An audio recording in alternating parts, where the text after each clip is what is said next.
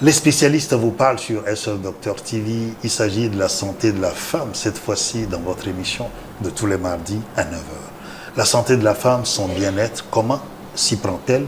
Comment devrait-elle s'y prendre? Eh bien, ce sont ces questions que nous allons poser avec une personne peu ordinaire, qu'on ne voit pas tous les jours, quarantenaire dans le métier.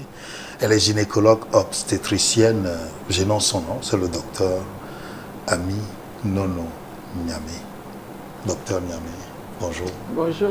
Vous acceptez nous recevoir. Dans l'antre, je vais dire plusieurs consultations. Vraiment, nous sollicitons l'indulgence des patientes qui attendent encore. Bien parce qu'il y en a, c'est toute faut. une file ininterrompue. Puis, vous acceptez nous recevoir pour parler du bien-être de la femme, mais également de sa santé. Ce qu'on observe généralement en Afrique, c'est que la femme se tue tellement, se tue pour les autres, à longueur de tâches toute la journée. Elle passe d'une autre tâche à une autre, parfois pas le temps de penser à elle. Et finalement, c'est quand les maladies surgissent qu'elle se dit « Ah, cette fois-ci, je marque une pause » et elles viennent vous voir. C'est bien le cas? Bien sûr. C'est ce qu'on voit tous les jours. Tous les jours. Quand son enfant est malade, elle court, son mari est malade, elle court, mais quand elle-même elle est malade, elle dit bon, ça va aller, Oui. Elle continue à courir. En pensant plus aux autres. En pensant plus aux autres. La femme togolaise que je connais mieux, Oui. court toujours et pense toujours aux autres. Mais sans Et penser. s'oublie. Oui. C'est ça. Oh là là. Eh bien, nous allons voir de quoi il est question en matière de bien-être de la femme avec cet élément de SOS Docteur TV. Nous allons revenir à vous pour continuer. J'ai fait certains constats sur mon corps et bon, certains diront que ce n'est pas trop inquiétant. Mais pour éviter le pire demain, j'ai décidé de venir me faire consulter. Et là, la consultation se poursuit, ça se passe bien. Les 2 premières analyses, j'ai été très satisfaite. Et je peux dire que c'est bien de se faire consulter, même quand on ne se sent pas trop malade. Il faut se consulter, il faut écouter son corps, il faut voir si tout va vraiment bien. Parce que des fois, on a l'impression d'aller bien, mais l'intérieur n'est vraiment pas ça. Donc, le fait d'avoir pris la décision de faire les analyses aujourd'hui me permet d'évacuer un peu une partie de mon stress. Oui, en tant que femme, on se doit de s'occuper de nos santé, mais souvent, il y a certains points qu'on ignore ou certains points qu'on néglige. En tant que femme, il faut d'abord, comme vous venez de le dire, il faut s'écouter, il faut connaître son corps et il faut régulièrement se faire consulter. Et dès qu'on a un petit signe, il faut chercher à comprendre. Et là, ça nous évite peut-être certaines maladies dans le futur. Je vais toujours encourager mes soeurs et mes aînés à se faire toujours, au moins ça dit, faire un planning pour se faire consulter de temps en temps, même si on n'a rien. Si c'est une fois dans le mois, 2 fois dans le mois, il faut toujours se faire consulter.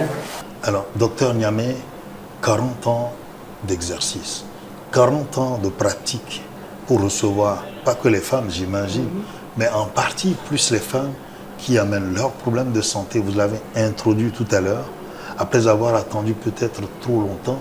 Mais quand nous parlons du bien-être de la femme, de la santé de la femme, quelles sont les notions que cela recouvre? Est-ce que c'est seulement le physique, ça englobe le mental, peut-être la poche aussi?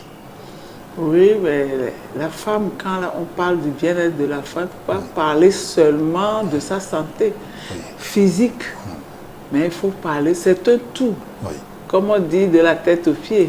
Oui. Et il faut qu'elle soit heureuse en général. Parce que la femme, ce que la femme oublie, la femme pense que les autres viendront faire son bonheur, non? Le bonheur viendra d'elle-même. Elle oublie ça. La femme est là, quand elle est malade, elle ne s'en occupe pas, elle pense aux autres. Maintenant, ce qu'elle doit faire pour avoir un bien-être, elle doit s'occuper d'abord de sa santé et aider les autres, c'est vrai, parce que aider les autres aide aussi, on s'aide en aidant les autres. Tout à fait. Donc, il faut qu'elle voie son médecin, il faut qu'elle s'occupe de sa tête, c'est-à-dire spirituellement, pas seulement aller à l'église, mais il faut qu'elle médite sur sa vie. Il faut qu'elle prenne un peu de recul et ça l'aide moralement.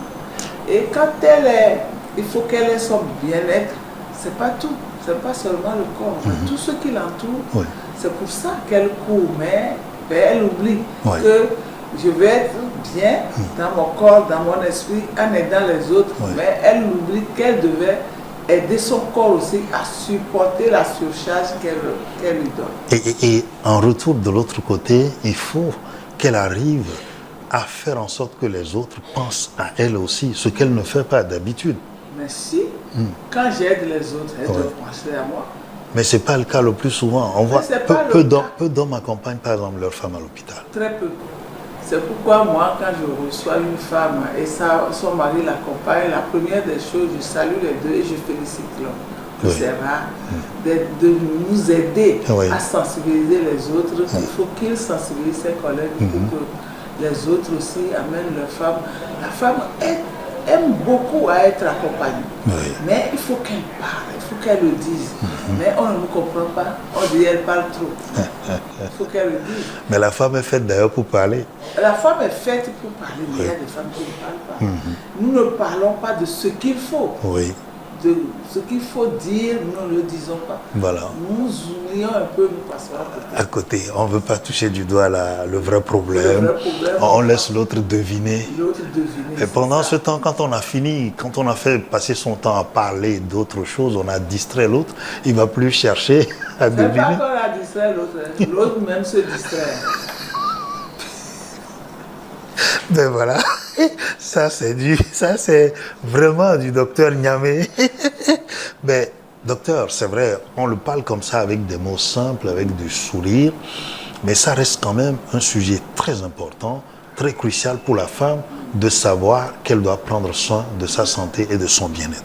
Alors venons-en au fait, quand la femme se dit je dois m'occuper de mon bien-être, en réalité, qu'est-ce qu'elle doit faire, elle d'abord? Elle d'abord doit passer à sa santé. Et elle doit faire ce qui fait son bonheur. Il ne faut pas qu'elle s'oublie. Donc la femme doit penser que si j'ai telle chose, même si c'est des maux de tête, il ne faut pas que je me sacrifie, je dis bon ça va passer, je continue. Il faut que la femme sache s'arrêter à un moment et se regarder et créer son bonheur. Il ne faut pas toujours penser au bonheur des autres. C'est ça qui fait que la femme s'oublie. Quand la femme est malade, elle ne vient pas directement à l'hôpital. Mais quand la femme sent qu'elle est malade et qu'elle vient à l'hôpital, c'est que c'est un peu tard. Très peu viennent à l'hôpital à temps. Alors que la femme doit s'occuper de son corps. C'est-à-dire que le petit signe qu'on entend, on doit réagir. À finir. Et puis le vrai problème, il y a des femmes aussi qui quand on dit elle doit écouter son mari, c'est vrai. Il y a des maris, quand on leur demande d'aller à l'hôpital, quand ils sachent que bon, si la femme va à l'hôpital en ce moment, elle manquera peut-être pour s'occuper de lui. Non. Il refuse. Alors que si lui-même est malade, la femme doit courir pour l'amener. On sait que quand on voit l'homme se plaindre la femme est aux petits soins, elle veut que l'homme se porte bien, parce qu'on dit c'est le pilier, s'il tombe, que va-t-on devenir? Mais on ne voit pas de l'autre côté que la femme remplit plus, on va dire. Plus de tâches. La femme à la maison est tout.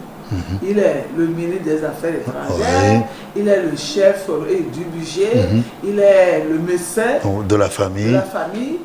Et la conseillère, elle est tout. Mais elle s'oublie.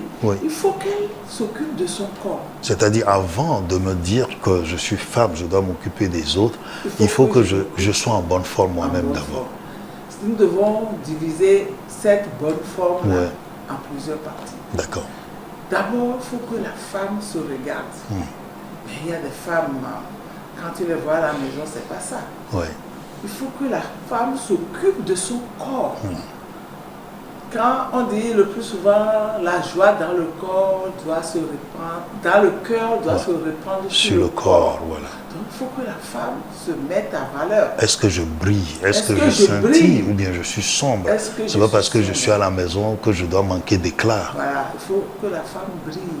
Quand tu sors, on te voit, on sait que c'est une femme. Parce que ça ne sert à rien de passer peut-être 1 heure dans la douche et sortir et de se terminer encore dans l'ordinaire.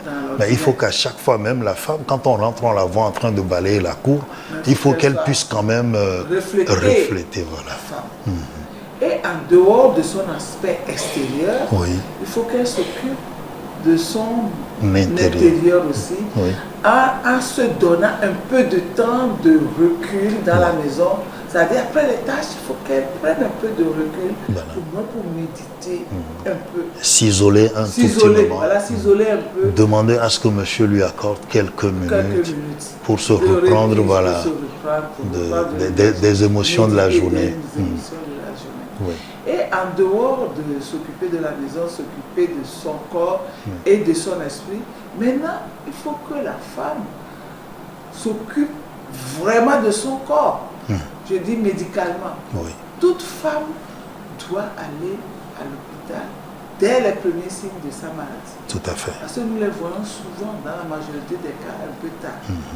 Il faut que la femme sache qu'elle doit voir un médecin au moins 1 fois par an. Au moins 1 fois par an. Sans être malade. Oui. C'est-à-dire que je me porte bien du 1er janvier jusqu'au 1er décembre qui arrive. Voilà, c'est-à-dire que je ne me suis pas plaint. Néanmoins, il faut que dans le mois de décembre qui va me conduire dans la nouvelle année, dans le nouveau janvier, il faut que j'aille voir mon médecin pour moi faire le point avec la personne. On va me demander, est-ce qu'entre-temps, tu as ressenti des maux de tête, des douleurs? On va dire non. Moi, je... Voilà. Même si tu n'as pas d'argent, au moins viens et on trouvera les points plus importants à toucher et on te donnera des analyses les plus utiles à faire, pas tout un bilan qui va remplir des feuilles. Voilà. Et comme ça, la femme se maintient physiquement, moralement, spirituellement. Et si, voilà, ce que vous dites la femme se maintient. C'est un mot très important. C'est vrai qu'avec vous, nous aurons le temps de parler d'autres aspects de la santé de la femme en touchant du point des problèmes beaucoup plus singuliers. Je pense notamment à la ménopause, je pense aussi à l'hygiène menstruelle de la femme, qui sont quand même des points très très essentiels dans la vie d'une femme, que les gens négligent souvent au sein de la société. On ne sait pas que ce sont des étapes de la femme qui sont des étapes importantes. Parce que tenez par exemple, le docteur Niamey, vous ne nous avez pas assez dit, les femmes se plaignent aujourd'hui que la ménopause, quand ça commence, c'est à vie. C'est à vie. Et ça, le plus souvent, on occulte cet aspect de la femme quand elle arrive à cet âge. Mais bien avant, vous le dites, il faut que la femme se dise, je dois m'écouter. Quand j'ai le moindre signe, il faut que je file voir quelqu'un qui s'y connaît. Donc, dans un centre de santé. Même à côté, dans le centre de santé. Voilà, périphérique, voilà. On a les CMS, les centres médico-sociaux, les unités, voilà, qu'on vous fera. Et après, vous pouvez donc vous débrouiller. Mais ça s'occuper des autres. Quand on va mieux, on s'occupe mieux des autres. Voilà. Alors, quels sont on va dire, vous, pendant 40 ans, vous recevez les femmes, vous les voyez. Quels sont les problèmes récurrents, fréquents qu'on a chez la femme, qu'on néglige le plus souvent et qui aboutissent à cette étape avancée dont vous parliez? La femme, dans le domaine dans lequel moi je suis, c'est son appareil génital. Tout à fait. C'est-à-dire l'appareil génital, le fonctionnement commence depuis la puberté jusqu'à la ménopause. Voilà. Et quand la femme arrive à la ménopause, elle s'oublie, vous venez de le dire, elle s'oublie. Mais ce qu'elle doit faire, il faut se préparer à la ménopause. Parce que la ménopause est une étape de sa vie, que ce n'est pas la fin de sa vie. Mais c'est une nouvelle vie qui commence. Une nouvelle vie qui commence à partir de 45 ans. Il y a une chanson qui le dit. Docteur, vous pouvez recrocher, sûrement que ça doit être une urgence et puis on peut continuer. Allô? Oui, je suis en émission là. Merci, c'est nettement mieux. Comme ça, nous avons donc l'esprit tranquille pour continuer. Ce n'est pas une urgence. Oui, vous dites que la ménopause, c'est une nouvelle étape de sa vie. Il faut qu'elle s'y prépare. Qu'elle s'y prépare. C'est que nous oublions que c'est une étape très importante et qui touche, je dirais, même l'âme de la femme. La femme change complètement. Ce n'est plus la même personne. La femme que vous avez à la maison, depuis des années, quand elle arrive à la ménopause, elle devient une autre femme.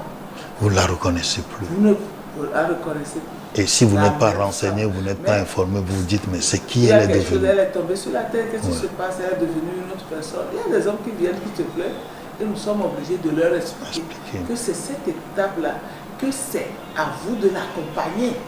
En tant que mari. On va dire plus ou moins, c'est-à-dire que les rôles vont être inversés. Vont s'inverser. Juste pour quelques jours. Et comme ça, vous l'accompagnez, vous la comprenez.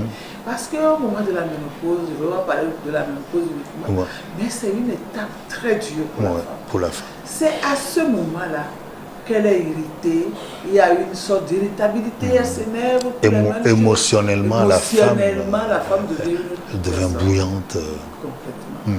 Et l'homme aussi, c'est à ce moment-là que les hommes nous quittent.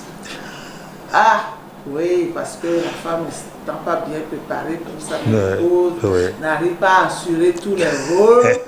Et le rôle fondamental. L'homme. C'est une étape. C'est à ce moment-là, la ménopause est là.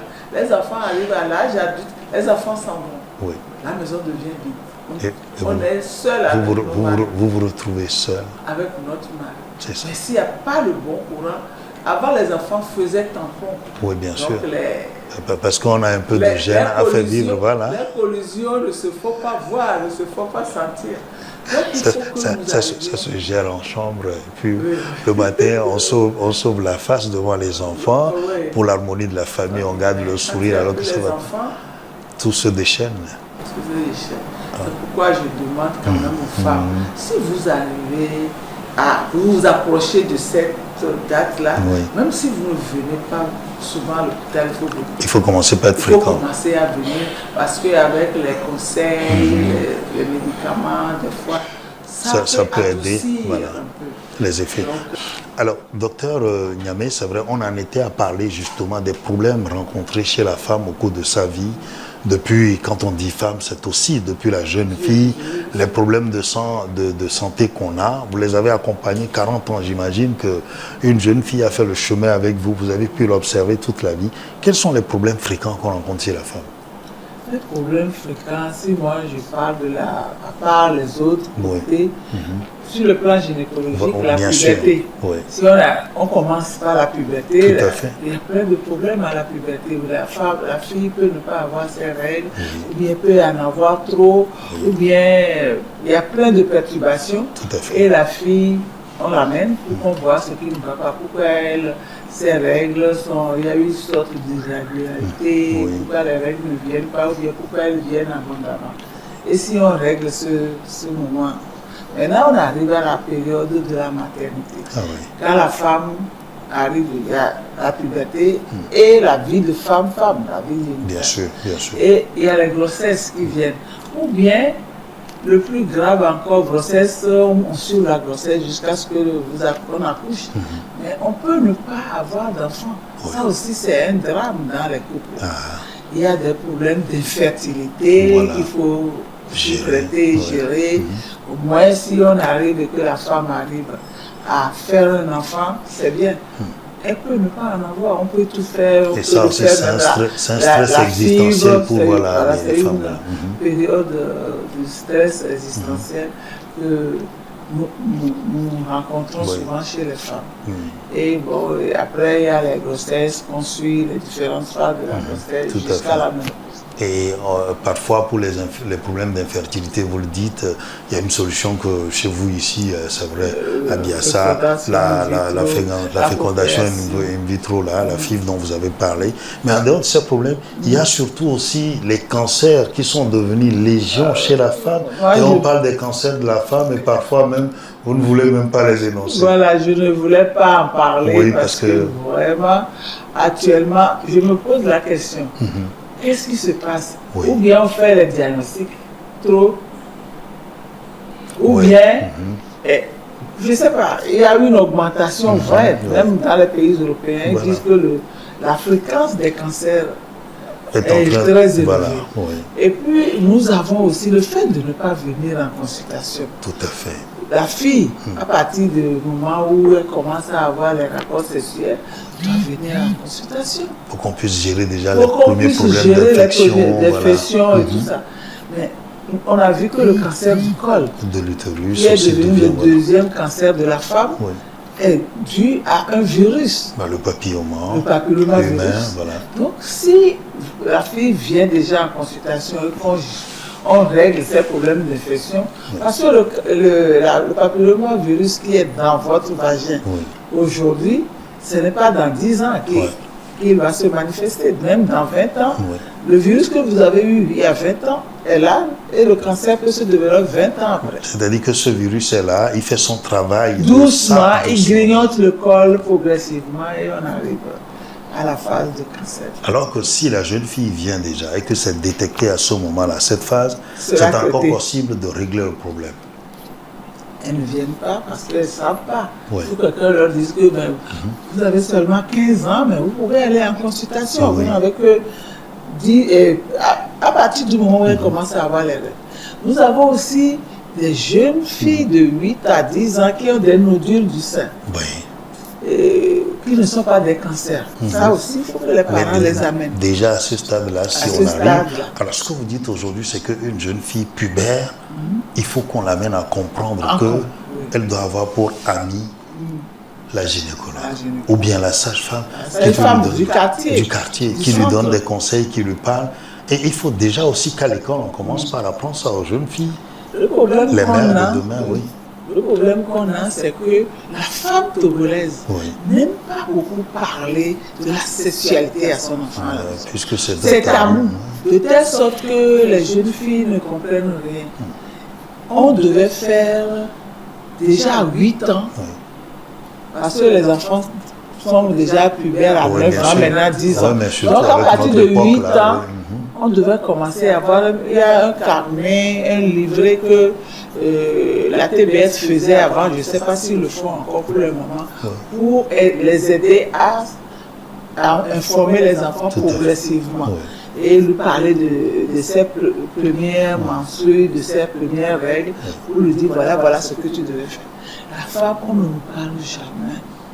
Soit c'est la rue qui en parle, et qui en parle mal. Et aujourd'hui, les réseaux sociaux. Parle de la sexualité à son. La sexualité, ce n'est pas seulement les rapports sexuels. C'est tout ce qui concerne l'appareil génital que nous disons sexualité. Il parlait de son appareil génital. Il dit qu'il y a une différence entre l'homme et la femme. Et si jamais tu fais telle chose, tu vas avoir telle chose. On n'en parle pas. Et même nos vies intimes, après notre mariage, personne ne nous éduque sur ce plan. On tombe dedans comme ça. Ça aussi, il y a des filles qui tombent dedans et qui sont traumatisées. Donc il faut quand même qu'on puisse quand même préparer progressivement nos enfants et qu'elles fassent la femme de demain, déjà avertie, aguerrie à tous ces problèmes qui vont venir. Alors ça, vous avez touché du doigt l'éducation. Si aujourd'hui il y a un message à communiquer, à la fois à la femme elle-même individuellement, qu'à la communauté, pour que la femme qui est aujourd'hui, on le sait, c'est-à-dire qu'on va dire la personne à tout faire, qui est au centre de notre bien-être, pour qu'elle puisse avoir un bien-être à la fois, comme vous l'avez dit, émotionnel, bien-être physique, bien-être, vous l'avez dit même spirituel, parce que ça va jusqu'à ce niveau. Qu'est-ce qu'on peut recommander aux gens aujourd'hui à la femme? Pas seulement venir à l'hôpital, vous l'avez dit. Oui, mais comme je le disais depuis, que la femme doit s'occuper d'elle-même. Il faut qu'elle arrive à satisfaire ses besoins. Voilà. Et savoir ce dont elle a besoin qui fera son bonheur. Il ne faut pas qu'elle néglige tous les aspects de sa vie et qu'elle s'occupe juste d'un seul aspect. Il faut qu'elle prenne tout. La femme, c'est tout un ensemble. Il faut que tout soit réglé comme il faut. Sinon, si on néglige une partie, c'est cette partie qu'on néglige aujourd'hui, qu'on ne voit pas, qui prendra le dessus demain et on ne sera pas bien. Voilà. Comme une horloge, la femme doit être réglée. Et surtout écouter ce tic-tac, ce tic-tac. Si quand ça s'arrête un peu ou bien quand ça ne fait pas tic-tac, ça fait tic-tac, tic-toc. Il faut qu'elle arrive à comprendre qu'il y a quelque chose qui est en train de tourner mal dans mon horloge et qu'elle arrive à régler ça. Alors c'est vrai, nous parlons de tic-tac, tic-tac. Évitez le tic-toc, pas le vôtre qu'on connaît. Non, pas le TikTok. Voilà, on parle du son qui dégame au moment où l'horloge tourne. Docteur Niamé, merci, vous nous avez reçus. C'est toujours un plaisir de partager des moments comme ça avec une quarantenaire d'exercice dans la gynécologie obstétrique. C'est vrai que c'est très intéressant, vous avez dit des choses, mais nous n'hésiterons pas à revenir vers vous parce qu'il y a tellement de choses qu'on aurait aimé dire, mais c'est vrai, 26 minutes, ça ne suffit pas, c'est le timing imparti, nous allons revenir parce qu'il y a d'autres patientes qui attendent. Merci de votre disponibilité. Docteur Aminono Niamé, vous êtes gynécologue obstétricienne, nous l'avons dit. Merci de nous avoir prodigué tous ces conseils. Femmes, réveillez-vous, votre santé. Occupez-vous de votre corps. Merci beaucoup. Le slogan est dit. Allez, à très bientôt pour d'autres sujets. Bye bye.